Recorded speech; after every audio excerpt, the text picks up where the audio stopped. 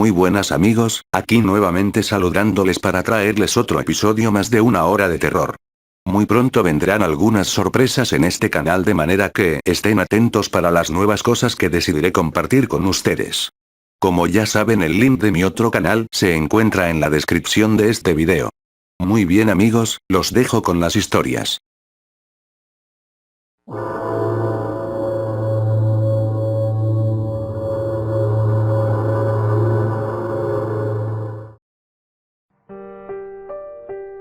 Todos hemos pasado por ello.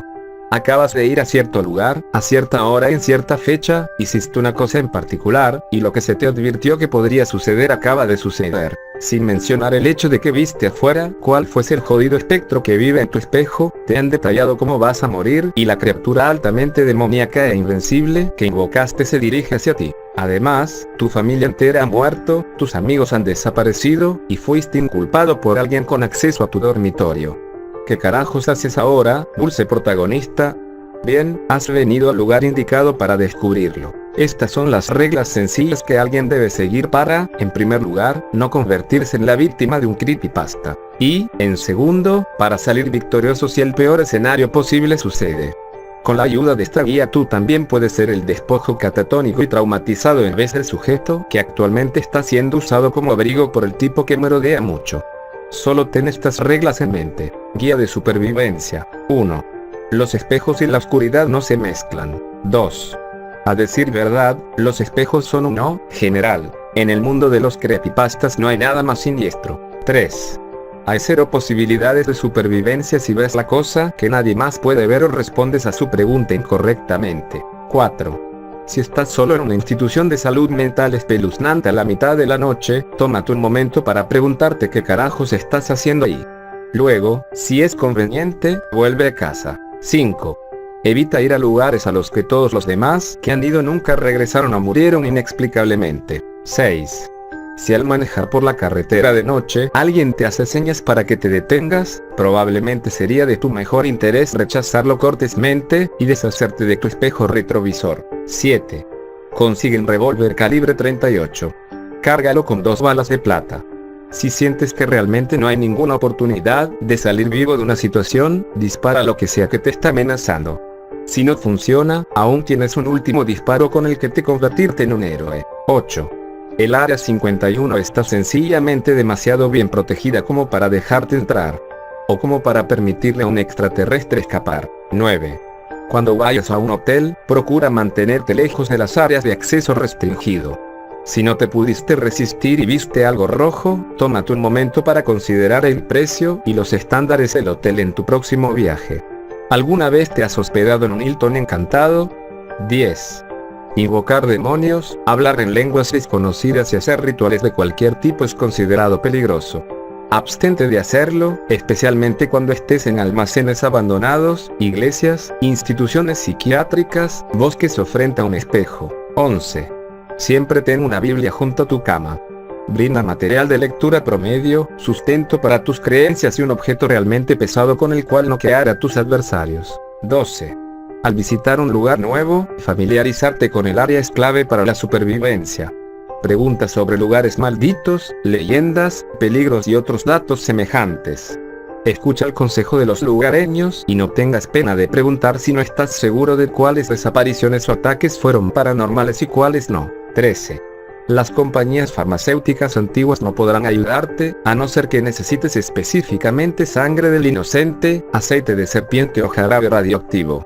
¿Qué es nunca? 14. Si encuentras 666 mensajes en tu teléfono, buzón, correo electrónico u otros, lo mejor será cambiar tu proveedor del servicio. Tampoco te molestes en escuchar o leer los mensajes. Es spam. Extradimensional, tal vez, pero spam al fin y al cabo. 15. No confíes en el agua bendita.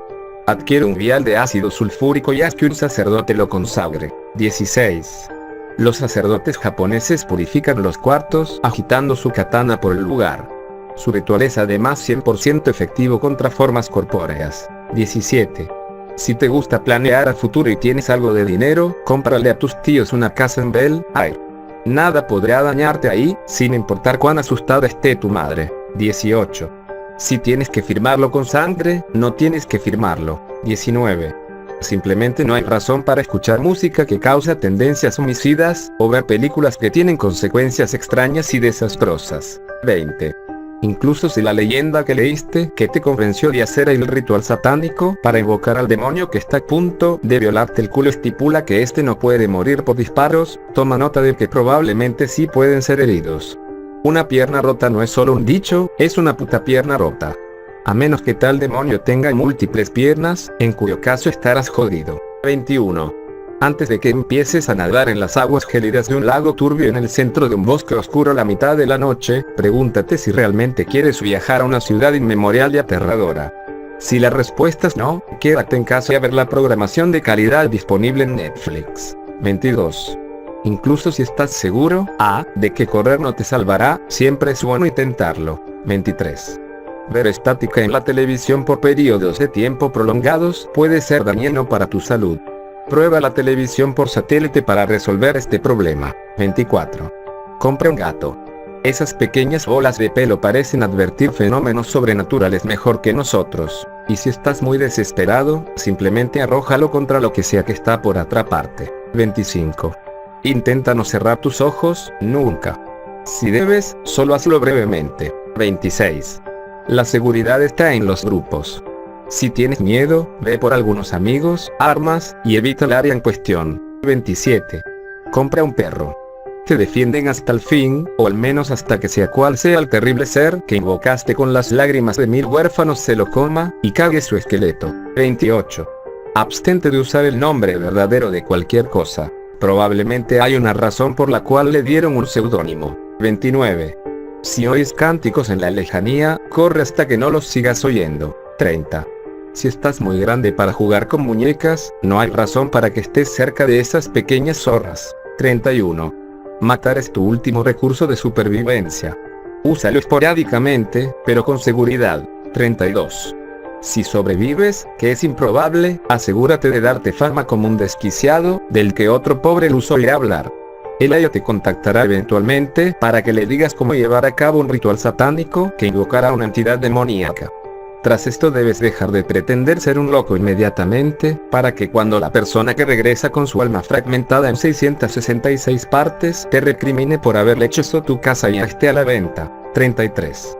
Nunca, pero jamás aceptes el cartucho de un videojuego que tuviste cuando eras niño si le falta su etiqueta o está desgastado y su nombre está escrito con marcador, sin importar cuán nostálgico te haga sentir. Es una trampa. Sigue estas reglas sencillas y poco o masivo daño te sobrevendrá.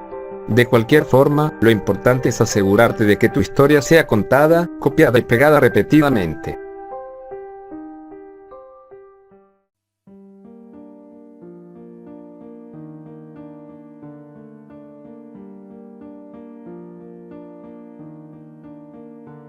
Mi dulce Amy, no sé si llegues a leer esto. Te veo tan enojada, tan distante.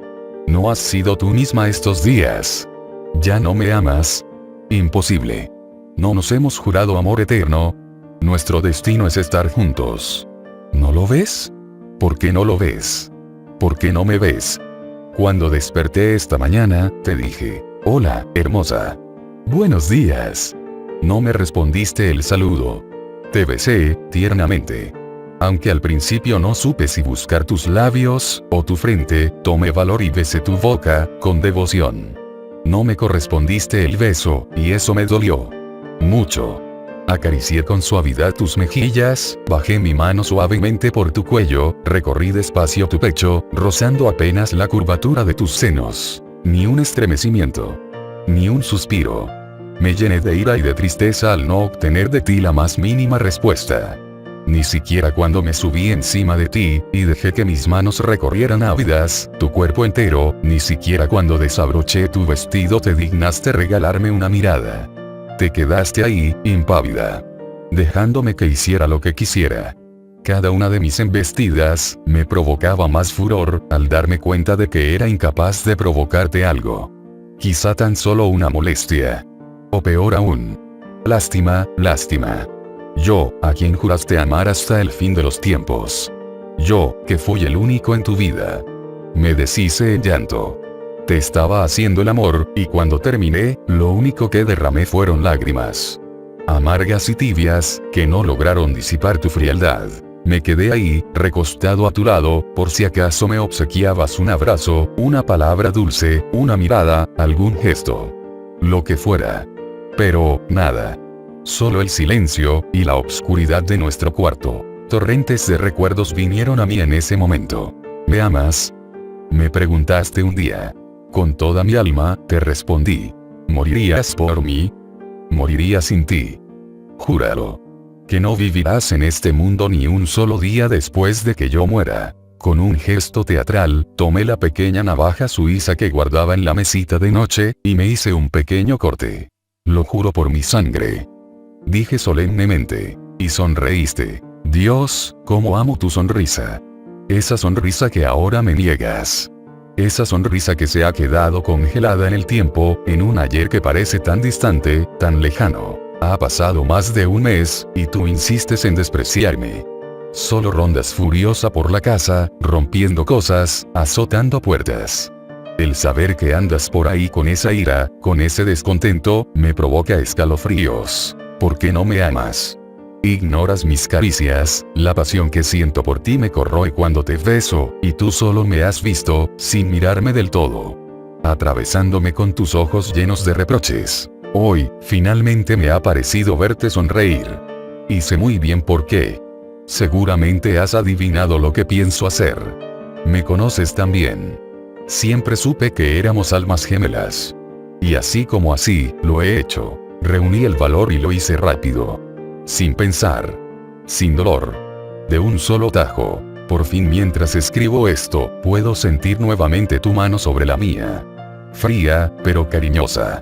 Mientras la sangre fluye libremente por mis muñecas cercenadas, me voy hundiendo en el mismo sueño en el que tú caíste hace ya tanto. Quisiera poder llevarte de vuelta a tu sepulcro, pero ya no me quedan fuerzas. Solo las suficientes, espero, para terminar esta carta, y quizá arrastrarme hasta ti, y ver de nuevo tu sonrisa, y besarte.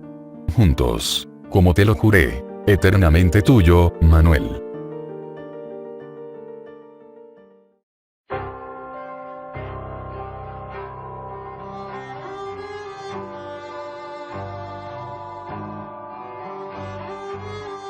Un dolor agudo atravesó mi pecho.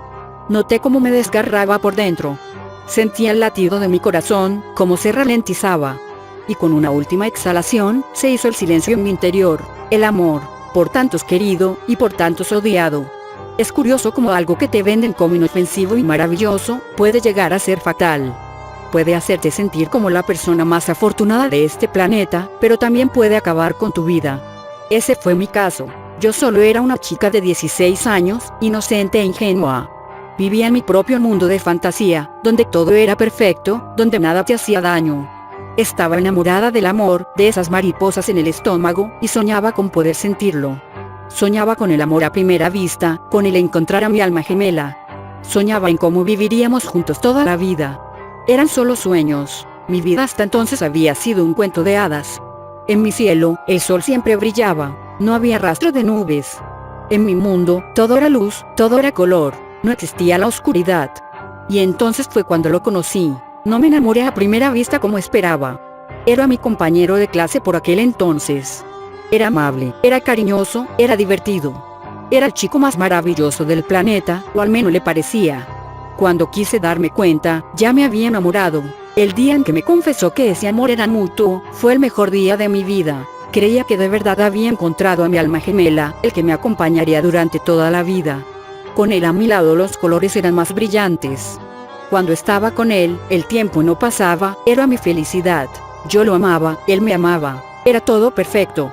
Me entregué a él en cuerpo y alma. Un año más tarde, yo seguía tan enamorada, o quizás más, como al principio. Pero entonces todo cambió. Cada vez lo veía menos, apenas hablábamos. Echaba de menos nuestras risas, nuestros besos. Lo echaba de menos. Me sentía sola. Él se volvió más frío y más distante, parecía que hubiera dejado de importarle. Me invadió la tristeza mientras las nubes cubrían mi cielo. Tras unos días sin saber de él, me llamó para que nos viéramos en su casa. Fui hacia allí esperanzada, esperando encontrarlo con los brazos abiertos y con una sonrisa en el rostro, como antes. Su aspecto me sorprendió cuando me recibió en su puerta. Físicamente era exactamente igual, la misma estatura, el mismo pelo, la misma boca. Pero al mirarle a los ojos noté algo diferente, habían perdido el brillo que los caracterizaba. Con voz queda me invitó a entrar. No era la primera vez que entraba a su casa, había estado allí miles de veces. En cambio, aquella vez, cuando puse en pie en su interior me recorrió un escalofrío. Estaba todo en silencio, parecía abandonada. Me sentía muy incómoda allí. Bajamos al sótano para charlar un rato.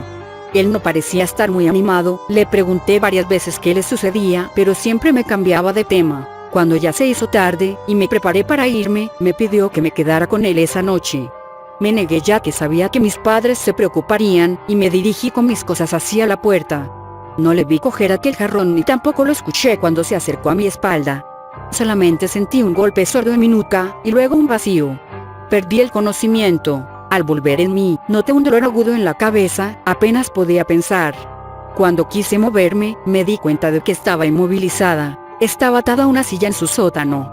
Lo vi delante de mí. Esta vez apenas lo reconocí. Sus ojos estaban otra vez iluminados, pero esta vez con un brillo de maldad. Se le dibujó una sonrisa grotesca en el rostro, no era el chico dulce del que yo me enamoré. Nunca escaparás. Susurró con una voz espeluznante. El miedo me dominó. Quería escapar, quería chillar, pero sabía que eso no serviría de nada. Así que me quedé en silencio. ¿No vas a chillar? ¡Qué chica tan buena! Pero si no te resistes no es divertido. Empezó a pegarme. Me dio puñetazos en la cara, acabó rompiéndome la nariz. Me pegó en el estómago haciéndome quedar sin respiración. Aún así conseguí quedarme impasible, y eso lo enfureció aún más. Cogió mi cabello y empezó a arrancarlo a mechones. Un líquido caliente y denso me goteó la espalda y empecé a marearme. Apenas podía verle, se me nubló la vista por la pérdida de sangre y por las lágrimas. Aún así seguí sin chillar. Aún lo amaba, aunque me estuviera torturando y matando de esa forma. Estaba tan perdidamente enamorada que estaba decidida a darle mi vida, si él así lo deseaba. Entonces vi brillar un objeto en la oscuridad. Enfurecido a más no poder y con el cuchillo en alto, se abalanzó sobre mí para acabar con mi vida. Quiero que sepas, antes de morir, que nunca te he amado. Eras solo un juguete, no fuiste nada más para mí. Esas fueron las últimas palabras que logré escuchar antes de sucumbir ante esa agonía. Incluso antes de que el cuchillo penetrara en mi corazón, un dolor agudo atravesó mi pecho. Noté cómo me desgarraba por dentro. Sentía el latido de mi corazón, cómo se ralentizaba.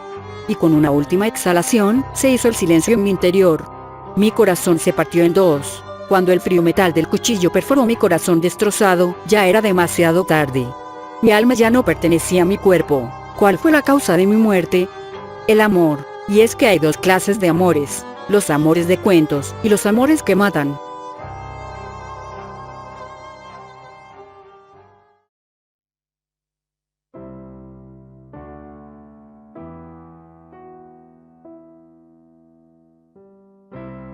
Primera escena: Cindy y sus tres preciadas amigas sentadas en una barda. El río está lleno de tranquilidad, el bosque es triste, qué dulce melancolía. Las cuatro mejores amigas y sus pies descalzos al aire, hablan de cosas imposibles, pues a su edad de 16 años, un poco de adrenalina puede convertirse en un poco de peligro. Son felices, a Cindy le agrada. Ante el cielo, un exceso de color azul, Cindy sonríe sin sentirse inocente. Las tres amigas son como ángeles, ¿qué pasaría si se viesen desplumados? La sonrisa angelical de Cindy anima sus pláticas destartaladas. Cindy apuesta a sí misma que un poco de riesgo no hace daño, y ve por fin su plan perfecto. Hablan las chicas con carcajadas y emoción, si tan solo Cindy pudiese ser tan feliz como ellas. ¿O qué? ¿Acaso la ves triste? Segunda escena: bienvenida a la noche, amiga mía. Cindy llega a su casa.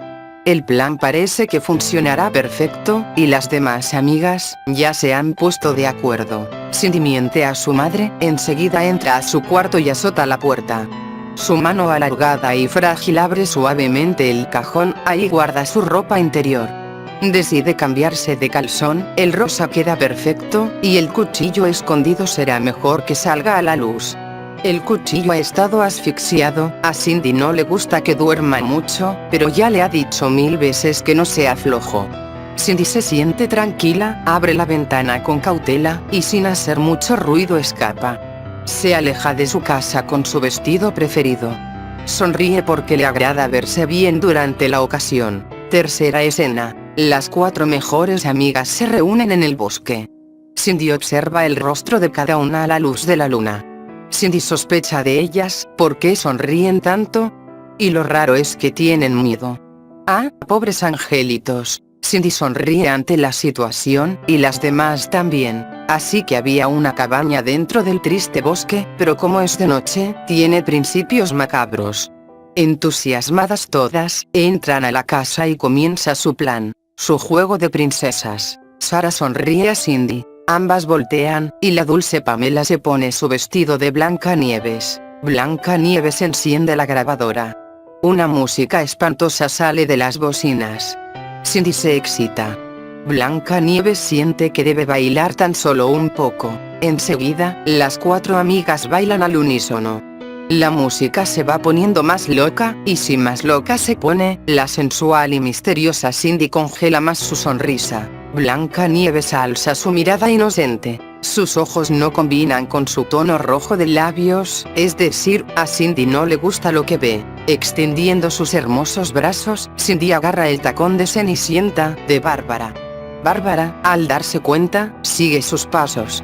A Cindy le parece buen momento y le coloca una cadena alrededor de las manos. Cuarta escena. Las 3 amigas, menos una, están atadas con cadenas que cuelgan del techo. Cindy sonríe con tranquilidad, elige a su primera doncella, blanca y pura de las nieves. Como no le gustaban sus labios rojizos y su mirada azul, así como el cielo, saca su cuchillo. Cindy recuerda que veía miedo en el rostro de cada una. Muchas ideas, y la mejor de todas es la que viene. Su cuchillo quería llorar sobre la piel pálida de Pamela, entonces lo presiona contra su bello rostro y le va cortando, y cortando. Lo único que no corta, son sus hermosos labios. Mucho y horripilante dolor saliendo a gritos de la boca roja de Blancanieves. Ahora combinas con tus labios. Cindy le murmura alegre al oído. A Cindy todo le agrada más que antes. La sangre brotaba, y Cindy la recibió con sus manos abiertas. Sus manos marcaban felices su diabólico rastro por las paredes. Ella era el alma de la fiesta. Los gritos de las amigas complementaban con la música, pero a Cindy ya no le gustaba, quería un poco de jazz, y también quería que sus amigas bailaran. Y así fue, volvió a comenzar la fiesta y Cindy bailaba seductoramente con su cuchillo al aire, en eso se le ocurre dar vueltas y vueltas. Avienta su hermoso cuchillo, y cae al azar en el ojo de Sarah. Más sangre, mucha pintura para escenarios macabros. Y Cindy agarra un poco más de eso con sus elegantes manos, y se lo embarra a Bárbara por todo el cuerpo. ¿Por qué haces esto?, dice Bárbara llorando. Y Cindy le contesta haciendo llorar de nuevo a su cuchillo. La hermosa Bárbara es desollada. Cindy está contenta.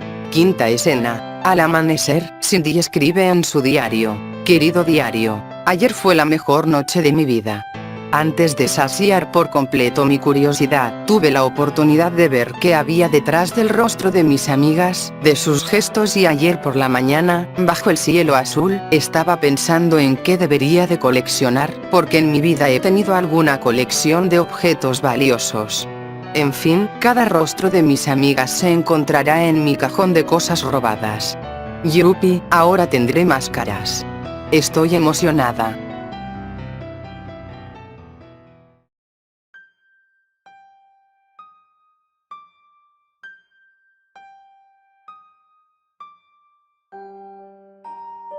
Parecía que llevábamos horas buscando en las entrañas del Hills, solo habían pasado 15 minutos. Deseábamos cazar a nuestras presas, y largarnos a nuestros hogares, no hablábamos entre nosotros y había una gran tensión que se palpaba en nuestro silencio. Un día anterior el padre Carl se apersonó en mi puerta, me advirtió tener cuidado, y no llegar al límite de la zona prohibida, pese a que no soy una persona cercana a la comunidad conservadora, y hemos tenido nuestros roces. Ese día el padre Sanders me dio su bendición, la recibí con suma humildad, si Dios existe lo necesitaba en ese momento. Parecía que no estábamos en busca de osos, parecía que buscábamos algo más allá de lo que veíamos, no estábamos concentrados, nos cuidábamos de algo más. Buscábamos entre los rincones, en las copas de los árboles, y en las sombras vegetales. La humedad del bosque hacía caer gruesas gotas de agua que golpeaban nuestros hombros, haciéndonos voltear violentamente a la espera de ver algún horror acechándonos. El resultado de nuestra poca atención se vio reflejada al cabo de 2 horas, habíamos cazado apenas un par de liebres y un mapache, una raquítica cosecha que no servía de mucho. Estábamos decaídos y faltos de comunicación, solo una acción inusual hizo que el silencio entre nosotros se desquebrajara. Steve McDwine me alertó con su absorto comportamiento, observaba fijamente algo, volteé para descubrir que tenía petrificado a Steve. Unos metros más adelante de nosotros estaba un bello ejemplar de zorro. Su lomo rojizo parecía una llama ardiente, y el esplendor de su especie daba sentido al hipnotismo de mi amigo. Este miraba a McDwine, los dos mantenían contacto visual sin siquiera parpadear. El animal empezó a alejarse lentamente de nosotros. Pat Odor, quien era el más ambicioso del grupo, nos arengó a seguir al animal. Era sumamente escurridizo, pero nos animó y motivó para darle caza, su piel sería muy bien remunerada y compensaría nuestra pésima cosecha.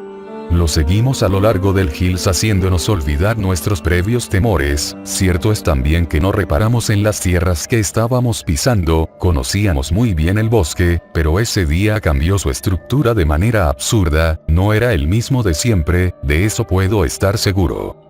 Estábamos aún muy alejados de la parte prohibida, y por tal motivo tenía la confianza de avanzar varios metros sin siquiera advertir de la cercanía de la zona maldita. En unos cuantos metros vimos como el zorro saltaba obstáculos como una audaz saeta. Pat soltaba el primer disparo, puedo jurar que había acertado pues él es un excelente mortero, mas para nuestra sorpresa el animal seguía en su salvaje huida. Metros más adelante, cuando sentí un fuerte dolor en las costillas por la falta de aire, fue que el zorro paró una vez más para observarnos con diligente atención. Nosotros, que no podíamos aguantar por más tiempo el ritmo del animal, detuvimos abruptamente nuestra persecución, el tiempo de examinarnos visualmente con él solo duró unos segundos antes de que desapareciera entre el verde de la vegetación. Pat lo siguió detrás de los arbustos, no había nada, solo más flora.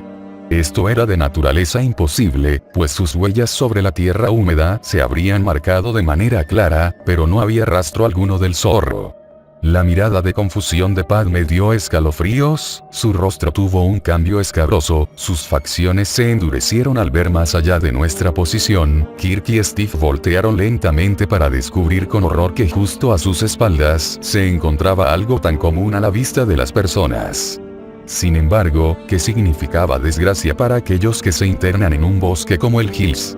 Justo detrás de nosotros se encontraba una larga recta con púas, sobre este, colgaban varios mensajes de advertencia, habíamos cruzado la línea divisoria del bosque, no nos percatamos cómo, pero estábamos en el lado prohibido de Hills. Corrimos desesperadamente hacia el alambrado, saltamos las vallas metálicas sin tanto cuidado, Kirk se rasgó sus pantalones, y yo apreté un nudo con púas del alambre.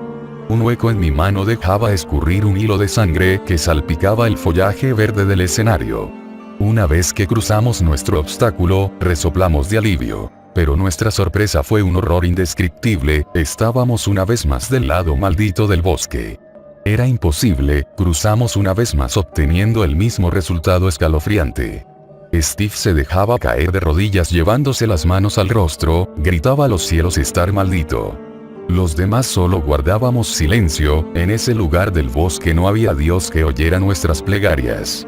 No nos queríamos mover, adentrarnos más era un suicidio, volteábamos a ver hacia las profundidades de la arboleda, era difícil distinguir a la distancia, pues la neblina hacía difícil la tarea de visualización. Solo la imaginación de lo fatídico dibujaba para nosotros los peores infiernos que se podrían esconder entre las sombras de la vegetación. Los árboles deformes y retorcidos tenían ojos que vigilaban nuestros movimientos y los animales, la tierra y todo lo que se posara en él, estaban malditos. Nosotros ya lo estábamos. Las horas pasaban, y la temperatura empezaba a descender de forma dramática, no sabíamos de horas, pues nuestros relojes se habían detenido. Pat tuvo una idea que solo corroboró lo surrealista de los hechos, tomó la iniciativa de cruzar él solo el alambrado, dejándonos al resto de los muchachos y a mí, del lado prohibido. Quería descubrir la posibilidad de que las dos zonas del bosque fueran la misma. Aventó primero su mochila, y después levantó con sumo cuidado los alambres para cruzar al otro lado. Una vez ahí volteó a vernos, y en su mirada triste se reflejaba la desgracia sin explicación. De aquel lado era un espejo de donde estábamos, era la misma sección del bosque, no existía nada más que un plano idéntico, viéndose de frente. Con lágrimas en los ojos, Pat volvía hacia donde nosotros, dejaba caer sus sentaderas sobre el suelo, y permitía correr la amargura de su infeliz descubrimiento. Con voz quebradiza empezó a chillar. Nadie que ha entrado a la zona prohibida del Hills ha sido visto de vuelta, estamos condenados, y no sabemos qué pasará con nosotros. Hechizos y maldiciones están ocultos debajo de esta tierra que pisamos, ahora nada nos liberará del fatal destino, somos presa de espantos nunca antes contados, somos ya unos cadáveres podridos. Esperábamos la noche, la cual nunca llegó, solo la algidez de la temperatura nos hizo tensar nuestros músculos, pero nadie estaba dispuesto a buscar ramas secas para hacer una fogata, estábamos petrificados, y no contemplábamos siquiera movernos de nuestra posición. Steve empezó a rezar en voz tenue, apenas si se escuchaban los siseos de su rezo. Yo solo pensé en el pequeño Anthony, y resolvía en que jamás lo volvería a ver. El rezo de Steve iba en aumento, me empezó a incomodar, trataba de ignorarlo pensando fuertemente en mi familia, pero Kirk parecía estar más entusiasmado en sus oraciones, y las palabras que pronunciaban no eran en un idioma distinguible para mí, ni siquiera parecía latín. Solo la mano de Pat apretando mi antebrazo, como lo hacen aquellos que buscan apoyo debido a una fuerte impresión, me hizo volver en sí. Antes de mirar al frente, vi como las quijadas de mis compañeros estaban figuradamente sobre el piso. Una expresión de horror inenarrable dibujada en sus rostros hacía palidecer mi ya incolora piel. Sus pupilas eran una gran mancha negra que abarcaba el total de sus ojos. Levanté mi mirada con angustia profunda, la desesperación se aglutinaba en mi garganta, formando un nudo difícil de tragar. No eran los rezos de Steve los que escuchaba, era la voz de lo que habita en el bosque. Todo este tiempo vivimos bajo el yugo de un engaño, no eran los espíritus pasados de un aquelarre, no eran las brujas de narices puntiagudas que nuestra mente conceptual plasma al escuchar esa palabra. Era un horror que encajaba con las visiones de Steve, Lucas y los niños que auxilié. Algo detrás de los troncos de los árboles se escondía, observándonos con una tranquilidad abrumadora, una sombra enorme y delgada, como una línea encorvada y siniestra se acercaba pesadamente hacia nosotros, dejando atrás el anonimato. A cada paso que dábamos nosotros nos arrastrábamos con desespero hacia la valla. El ser presa del pánico nos hizo olvidarnos de nuestros rifles, aseguro que de haberlos utilizado, el resultado hubiera sido inútil. Esta espectral figura no estaba sola, sobre cada de sus huesudas manos sostenía la de un par de pequeños, quienes parecían escoltarlo en su marcha lenta y pesada.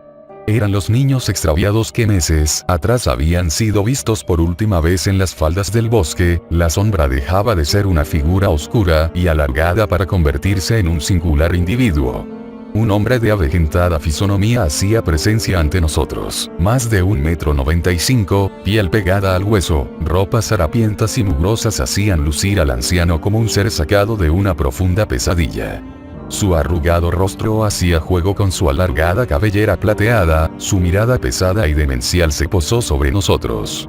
Empezó a hablar en un idioma imposible de descifrar, el larguirucho anciano soltó las manos de los infantes, y se acercó a grandes zancadas hacia nuestra humanidad, sentía mi corazón detenerse.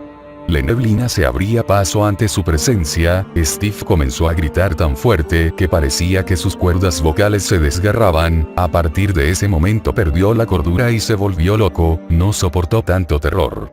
El anciano se plantó con fuerza ante estos asustados hombres, sus cadavéricas manos hacían movimientos en el aire, a la vez que pronunciaba algunas palabras extrañas. Curiosamente solo recuerdo obsesivamente una: Vaichin. Después de ese horrido pasaje, el nigromante desapareció, o cuando menos, estaba oculto de nuestra vista. Despertábamos de un pesado e insufrible sueño, me sentía mareado y con un sabor a óxido en mi paladar. Estábamos sobre la húmeda tierra, cubiertos completamente por la bruma. En un principio pude haber creído que tal vez lo vivido fue una pesadilla, pero corroboré con mis compañeros que el posible sueño fue una experiencia compartida. El único que al parecer no había caído en sueño, fue Steve, quien estaba sentado sobre el pasto, y abrazando sus piernas. Seguía rezando en voz ininteligible, y sus párpados estaban tan abiertos, que hasta el día de su muerte murió con esa expresión de susto en su rostro. Así como de inexplicable fue nuestra inmersión a la zona prohibida, ahora incomprensiblemente nos ubicábamos del otro lado de esta, sobre la parte segura.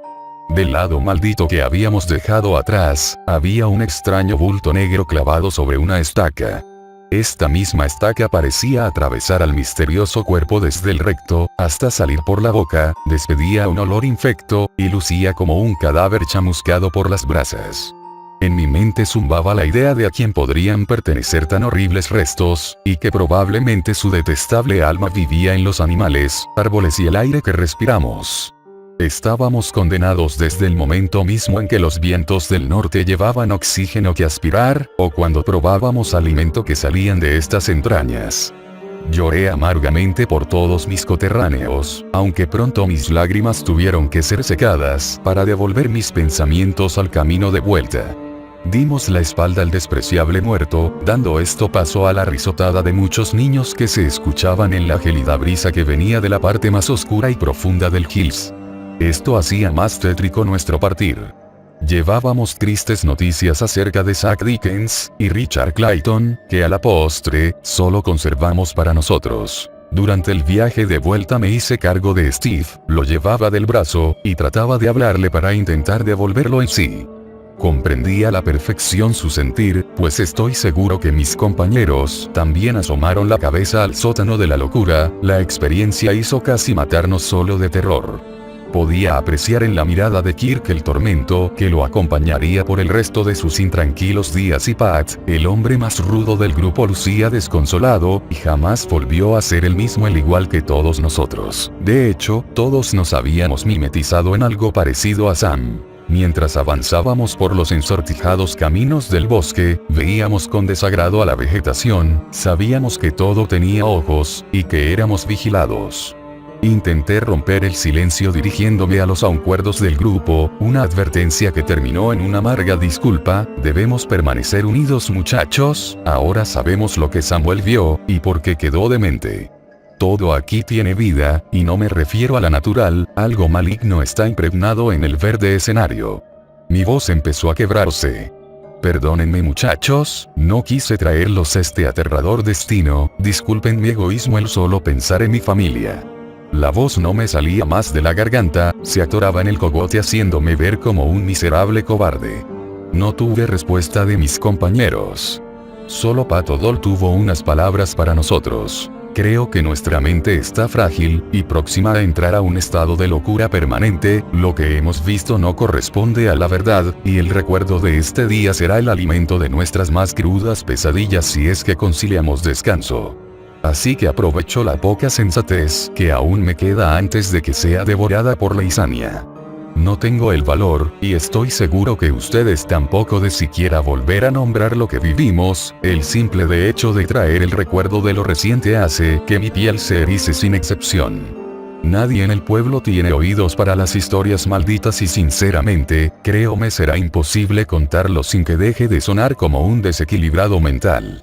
Todos escaparán de nosotros al tacharnos de malditos, como lo hicimos con Samuel, y no prestarán oídos siquiera de las noticias de los niños perdidos. Es por eso que ruego, a excepción de Steve, que ya nos ha abandonado, y su mente ha soltado a su ser demencial, que el último sobreviviente de esta catastrófica mañana, haga saber al pueblo lo que hemos con horror presenciado, sin importar las injurias que caigan en su contra. Kirk y yo asentimos, y en verdad pensábamos que él sería el último en irse debido a su dureza y fuerza mental. Estuvo a punto de cumplirse eso. Murió recientemente, como comenté al principio, apedreado por un grupo de niños que nadie había visto en la comunidad, y que jamás encontraron. Se pensó que era una pandilla del pueblo vecino de Ohio, pero ni ellos dieron con la descripción de los temerosos testigos. Los infantes no lucían como tal, parecían pequeños demonios en un disfraz de crío. Eso decían las voces anónimas. Seguimos avanzando con paso dubitativo el camino de regreso. Las lianas de los árboles hacían más difícil nuestro andar. No queríamos tocar nada, pues pensábamos que podría tomar la forma de un tentáculo, y arrancaría nuestras cabezas con solo apretar nuestros cuellos. Cuando todo parecía indicar que pronto encontramos la salida del bosque, observamos con tremendo susto que la sombra estaba oculta entre la separación de los troncos de los arbustos, y una vez más no estaba solo. Decenas de niños de diversas edades lo acompañaban, eran las almas de los desaparecidos y que ahora pertenecían a él. La espigada y horrible figura parecía decirnos adiós con una de sus arrugadas manos, sus uñas largas y terrosas figuraban una garra espantosa que nos despedía de sus dominios. Pero lo cierto es, que la desgraciada presencia nos acompañaría por el resto de nuestras vidas en delirios y visiones de locura que no dejarían en paz a la ya atormentada existencia nuestra. Kirk estaba a punto de acompañar a Steve en su estado de trastorno, reía desesperadamente, una risa que jamás le habíamos escuchado, y que de vez en cuando soltaría de forma macabra, cuando deambulaba en la ahora fantasmal plaza central de Baker Hills. Odol lo tomó del brazo, y lo aló para que continuáramos con nuestro camino. A partir de ese momento el día se convirtió en noche, y todo el bosque cambió, sus árboles lucían más retorcidos y tenían dibujadas sobre sus maderas rostros, que provocarían un infarto a los más débiles. Todos los animales empezaron a chillar infernalmente al unísono, ninguno se dejó ver, solo hacían brillar sus ojos entre las sombras de los arbustos, haciendo que nuestra mente jugara con las formas monstruosas que podrían tener los poseedores de esas estridentes miradas. Un aire helado con lluvia trajo consigo el olor de 1000 tumbas abiertas, justo frente a nosotros se volvía a posar el cadáver clavado sobre una estaca, estaba rodeada de 4 antorchas, haciendo un cuadro perfecto a su alrededor. Su negra piel abrasada era devorada por larvas y moscas verdes que se daban un festín inmundo. Todo esto era observado por un grupo de hombres y mujeres vestidos al estilo colonial, estas ropas delataban el origen de su época. Tratamos de no observar, pero nuestra mente había capturado lo suficiente como para martirizarnos eternamente, con gran horror dejamos atrás la imagen a la vez que tratábamos de unir cabos. El horror que se esconde en el bosque era una visión de alarido al pasado, un recordatorio maldito que cae como alargada sombra sobre los descendientes de los antiguos moradores de Baker Hills. Sentí que mi mente no soportaría más, pues el castigo a mi cerebro con tan espeluznantes postales es algo tan aberrante que no hay tinta ni hojas suficientes para explicarlo. Las siniestras representaciones de un sangriento pasado desaparecían ante mis ojos, pero se quedaban conmigo hasta lo que será el ocaso de mi existencia. Caminamos a paso forzado sin voltear atrás, pese a que escuchábamos las voces de los infantes extraviados pedir ayuda, sus voces se elevaban en un grito desesperado que se convertía en rugidos guturales que solo el diablo sabría emitir. Recé, lo hice con tanta fuerza, que me arrepentí de haber hecho caso omiso al sector conservador de Hills, tenían parcialmente la razón. Y jamás solté al enloquecido Steve, quien parecía disfrutar de los horrores que el bosque tenía preparado para nosotros. Intenté no tener los ojos cerrados por mucho tiempo, pues veía en mi mente al anciano de cuarteada piel, sus ojos enajenados me llenaban de angustia. Tenía en el rostro retratado la ira de una injusta y horripilante muerte. Sentí morir al ver que sus detestables garras se cerraban alrededor mi garganta, cortando mi respiración, y devolviendo el sabor a óxido en mi paladar debido al ahogamiento. Al abrir mis párpados, todo había terminado, fue como despertar de un vil sueño, estábamos en las faldas de la entrada al bosque de Hills, aún era de día, y la bruma que rodeaba nuestros pies se había esfumado, el sol apenas daba señales de asomarse en nuestro cielo, y el canto matutino de los pájaros fue el contraste abismal de lo que apenas habíamos escuchado con espanto. Steve seguía en su estado catatónico, apenas si movía el labio inferior para continuar con su rezo. Kirk reía desenfrenadamente mientras Pat lo sostenía de su brazo derecho. A Pat jamás le volví a escuchar palabra alguna salir de su boca.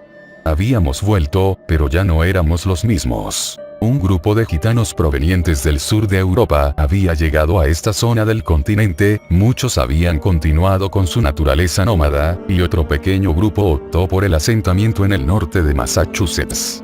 La vasta vegetación y fauna encantó a los nuevos residentes de esta área, que pronto buscaron echar raíces y formar un grupo sólido que cuidaba su ambiente para la perfecta armonía entre civilización y naturaleza. Una de estas familias, y que fue la que fuertemente impulsó la idea de quedarse aquí, echó a andar un plan de bonanza que consistía en el trueque de oficios para la emergente supervivencia de la nueva comunidad. La familia Alsigo no tenía mucho que ofrecer en cuestión de fuerza laboral, era un grupo conformado por madre e hijo, pero que fuertemente era respetado por el joven primogénito, Kefa Alsigo, un chico instruido en la herbolaria, y con un conocimiento en ciencias ocultas que nadie se atrevía a desafiar. Imponía más respeto que miedo, pues su naturaleza fue siempre noble, y jamás negó su ayuda a los necesitados y en especial a los niños. Con el tiempo sucedió lo inevitable y Kefa se convirtió en la cabeza de este grupo nutrido de gitanos que creció como familia. El bosque se convirtió en su hogar, siempre respetando el entorno animal y vegetal que cuidaba de ellos. Una tarde, la comunidad estuvo alerta ante la inesperada visita de un individuo. Llegó con los pies desnudos y forrados de légamo, entre sus brazos cargaba lo que parecía ser un desnutrido niño, que apenas respiraba. El afligido padre pedía con desespero la presencia de Kefa. Los gitanos no dudaron en escupir y echar al forastero de sus terrenos. No obstante, esto llegó a los oídos del anciano, quien meditaba en su tienda. Una figura exageradamente espigada e imponente salía de entre las paredes de tela, la blanca cabellera hacía movimientos pendulares en lo que buscaba el equilibrio exacto. Un examen visual a la situación bastó para pedir mesura ante el comportamiento asqueroso de sus cohabitantes. El afligido hombre comprendió que el gitano buscaba defenderlo, por lo que aprovechó para vanamente explicar en su lengua natural el origen de su incómoda visita. Trató de aclarar que había escuchado rumores y leyendas acerca de un brujo blanco que habitaba en los bosques, y que podía curar con solo posar sus palmas sobre el enfermo. Kefa solo arrugaba su frente y estiraba sus facciones, no entendió una sola palabra pero comprendió lo que sucedía. Su debilidad por los niños le hizo tomar rápidamente al infante y meterlo a su tienda. Tras de él se dirigía el hombre consternado, pero un grupo de sucios gitanos no le permitió entrar a donde el viejo entró. Al cabo de media hora, Kefa salió con el chico en brazos. Era muy tarde. Con lágrimas en los ojos, el anciano explicaba en su lengua gitana su gran pesar al no poder ayudar al muchacho, y que su corazón estaba partido con su pesar, pero él había guiado su alma hacia el impío descanso. El inerte cuerpo del niño volvía a los brazos del descuidado padre, quien regresaba sus pasos entre sollozos: «Lo has matado, lo has matado». Al cabo de las semanas, cuando todo parecía retornar a la calma, y el viento otoñal volvía su curso en plenas vísperas de Samhain, un grupo encolerizado de la población próxima se internó en el bosque, armados con palos, hachas, fuego y una gran estaca de madera de pino.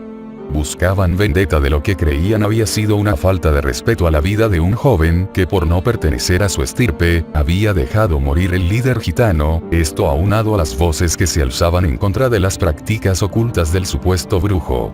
Era de noche, y una gélida lluvia con viento hacía ladear a las copas de los árboles y golpeaba lateralmente a los visitantes. Los gitanos se refugiaban en sus pequeñas chozas. Las muy miserables parecían que no iban a soportar las voladeras. Los aldeanos nunca escucharon los pasos de los invasores, quienes casi a hurtadillas se fueron acercando para prender fuego al pasto seco que daba forma a sus viviendas. Los cíngaros fueron quemados vivos dentro de sus paupérrimas chozas. Los que salían corriendo despavoridos con las llamas vivas sobre sus espaldas, eran rematados con un hachazo certero que les desprendería la cabeza. Kefa dormía aparte, alcanzó a escuchar los alaridos de muerte que interrumpían su descanso. Al salir de su humilde vivienda, fue testigo de la atrocidad de los ignorantes. Pronto los vecinos de la comunidad sometieron al anciano, quien era identificado como un demonio blanco y poseedor de maldiciones paganas. Fue maniatado con gruesas cuerdas por los más fuertes a la vez que era pateado y golpeado a puños en el suelo. Un grupo de 4 personas fue el encargado de la más brutal de las torturas que el príncipe de Valaquia obsequió con desagrado a la humanidad, repartiéndose el grupo de la muerte tan siniestro trabajo. Primero 2 de ellos aprovecharon la inestable consistencia de la superficie debido a la fuerte lluvia para clavar en el suelo uno de los afilados lados de la estaca. Esta quedaría en posición vertical, una inclinación no tan elevada para facilitar la tarea. La tranca era grande, cerca de 2 metros de longitud, personalizada para la víctima en cuestión. Los otros 2 restantes miembros del grupo encargado de dar muerte violenta al cíngaro, cortaron sus sucias ropas, dejándolo en la desnudez total. Solo pedazos de tela quedaron apretados entre su cuerpo y las gruesas sogas. Después los mismos fornidos que lo amarraron y sometieron, lo cargaron por los hombros, siendo estos desgraciados los encomendados de la más desagradable y nauseabunda acción que me cuesta relatar por motivos evidentemente miserables. Con gran fuerza, y tomando un considerable impulso, hicieron y lograron con mucho trabajo que la punta chata de la estaca saliera por la boca de Kefa. Borbotones de sangre salían de su boca, nariz y recto.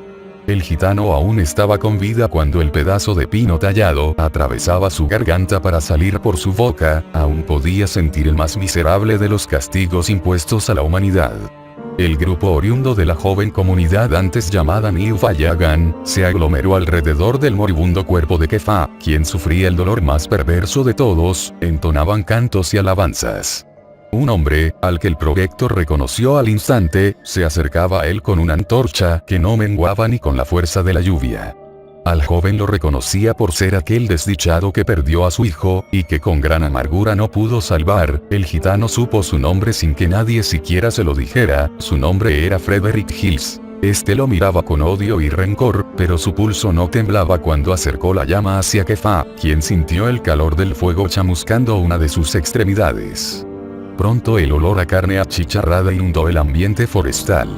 El viejo chillaba y rogaba por su pronta muerte, pero no fue así. Su muerte se debió a la consumación por las brasas, sintió como su piel se derretía, y se convertía en una masa putrefacta y negra.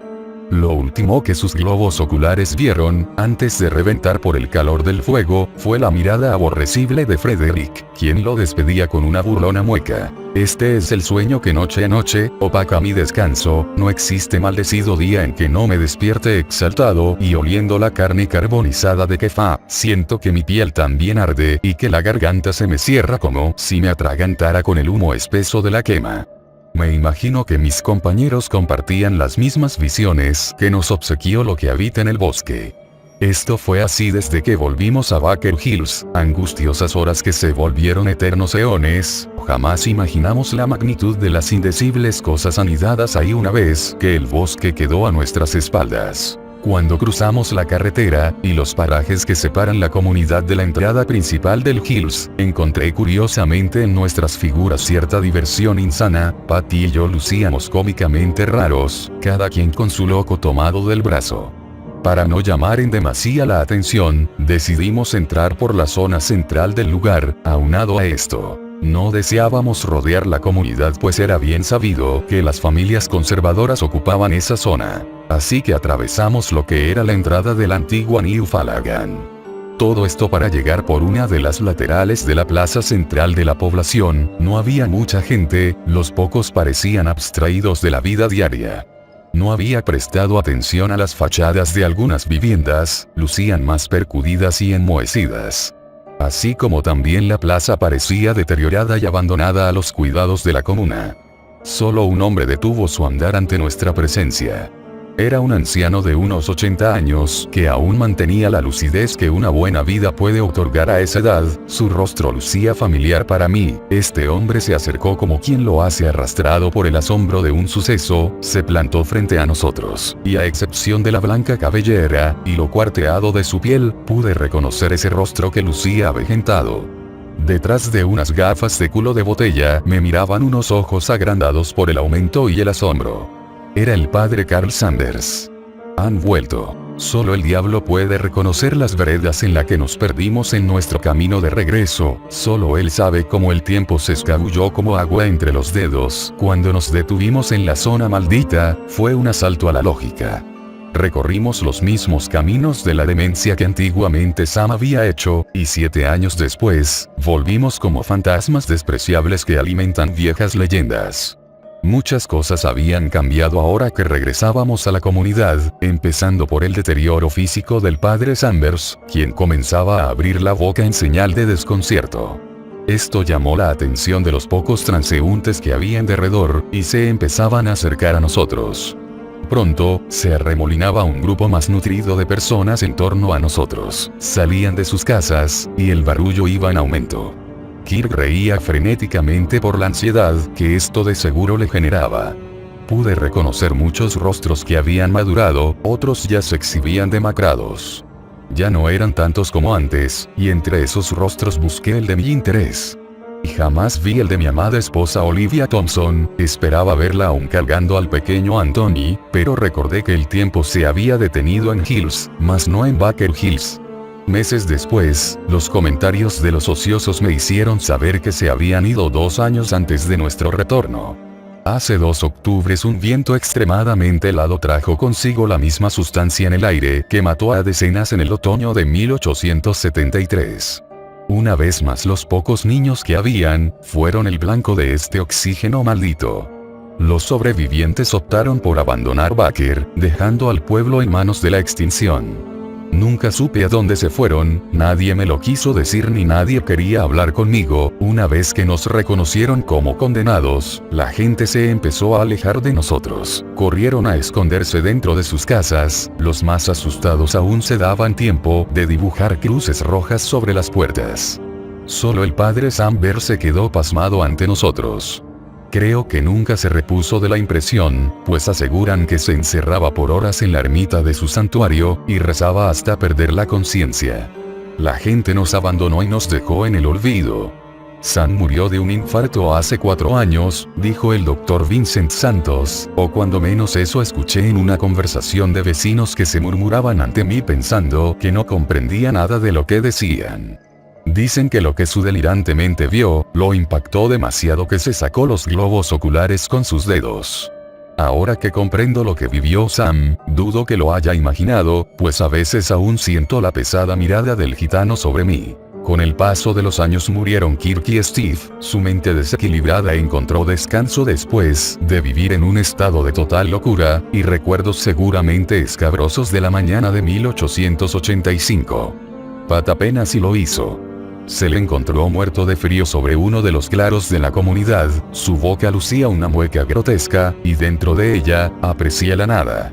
Estoy casi seguro que dentro de esa boca no había lengua. Eso explicaría la mudez de Pat desde que volvimos a Baker Hills. Imagino que durante el último e infartante trayecto del bosque, la mordió tan fuerte que se la arrancó, aunque guardo mis dudas respecto a esa teoría, porque jamás vi chorros de oscura sangre salir de su boca. Como redacté en un principio, desde mi regreso, me ha sido imposible comunicar los aberrantes hechos ocurridos en las entrañas del Hills. Siento que hablar de ello desencadenará una caída en espiral hacia la locura. A todo esto, les recuerdo que soy el terror de los pocos habitantes de la comunidad. Todos se han estado marchando desde nuestro regreso, dejando a Baker Hills en calidad de pueblo fantasma. Los pocos que quedamos somos aquellos pobres diablos que no tenemos esperanza de vida alguna. Ir tras el rastro de mi familia sería un impacto sumamente fuerte para ellos, que los atormentaría al ver que no envejecí ni un poco en estos años. Es por eso que decidí ser el alma errante de este despreciable y execrable lugar. Muchas de las casas fueron abandonadas, la mía ni siquiera existe ya. Me muevo en libertad por todo el pueblo, y entro en aquellos hogares que fueron abandonados por las atemorizadas familias. Fue en la antigua casa del Dr. Santos en donde encontré refugio para redactar estas últimas memorias, y que liberaran mi alma de tan embargante sentimiento. Antes de concluir la escritura, y de cumplir con la palabra prometida a mis difuntos compañeros, quisiera que esta carta llegara al padre Carl Sanders y que hicieran saber a Olivia y a Anthony que ellos fueron mi fuerza cuando descendí a lo más profundo del infierno. Ojalá y lleguen a ellos estas palabras de despedida. En su huida el buen doctor dejó todo en su lugar, cuadros y diplomas aún cuelgan de sus enmohecidas paredes. Abusé de su descuido para ocupar su oficina, y de los materiales para esta escritura fantástica mas no irreal. La luz del quinqué se extingue, y pierde su fuerza en medio de la helada y apacible madrugada. La tenue luz alumbra cada vez menos al pequeño revólver de bolsillo que encontré en el cajón de la cómoda, y que cuidadosamente coloqué sobre el escritorio, a un costado de estas hojas. Con alivio lo observo, pues sé que cuando imprima el último punto de este escrito, habré cumplido cabalmente con la palabra prometida a los hoy muertos. Y por fin, solo al fin, podré darme el descanso que mi turbulenta mente y alma han gritado con amargura a lo largo de estos años.